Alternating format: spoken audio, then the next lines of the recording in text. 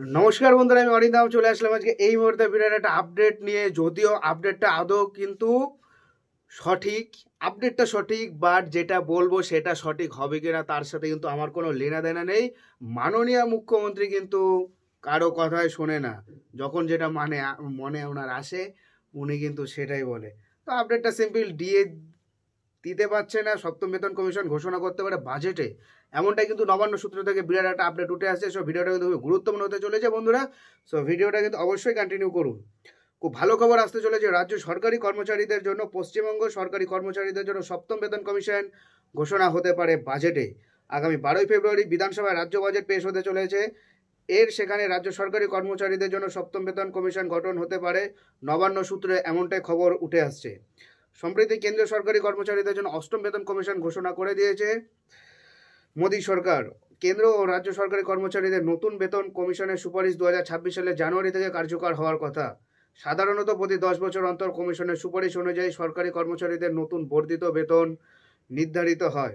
এর আগে যেটা হয়েছিল 2016 সালে জানুয়ারিতে অর্থনীতিবিদ অভিরূপ সরকারের নেতৃত্বে রাজ্য সরকারি কর্মচারীদের জন্য ষষ্ঠম বেতন কমিশন গঠন হয়েছিল। রাজ্য সরকার তার ভিত্তিতে সরকারি কর্মচারীদের নতুন বর্ধিত বেতন হার চালু করে 2020 সালের জানুয়ারি থেকে। যদিও এটা করার সময় নতুন বেতন হারের ন্যাশনাল এফেক্ট দেওয়া হয়েছিল 2016 সালের জানুয়ারি থেকে, অর্থাৎ ওই সময় থেকে নতুন বর্ধিত বেতন হার চালু হয়েছে ধরে নিয়ে কর্মচারীদের নতুন বেতন নির্ধারণ করা হয়েছিল। তবে শুধু বেতন কমিশন না, এবার রাজ্য বাজেটে এক কিস্তি ডিএ ঘোষণারও আশা করছে রাজ্য সরকারি কর্মচারীরা। গত বছর ফেব্রুয়ারি মাসের বাজেটে 4% ডিএ বৃদ্ধি ঘোষণা হয়েছিল 2024-25 অর্থবর্ষে শুরুতে, অর্থাৎ গত এপ্রিল থেকে বর্ধিত ডিএ কার্যকর হয়।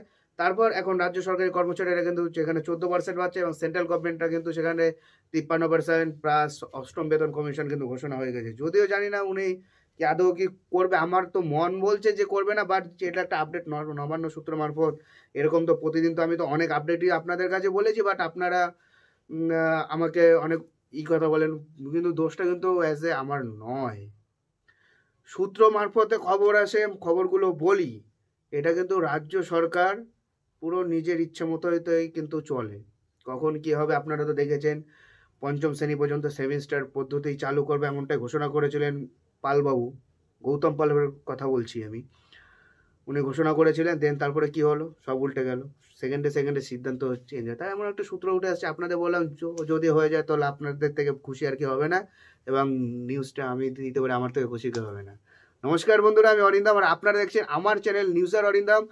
আমি বিভিন্ন আপডেটগুলো দিয়ে থাকি। সো আমার চ্যানেলটা অবশ্যই করে সাবস্ক্রাইব করবেন। সাবস্ক্রাইবের সময় বেল আইকনটা অবশ্যই করে প্রেস করবেন, যাতে যখনই আমি নতুন ভিডিও দেবো তার ইনস্ট্যান্ট নোটিফিকেশান আপনাদের কাছে চলে আসবে।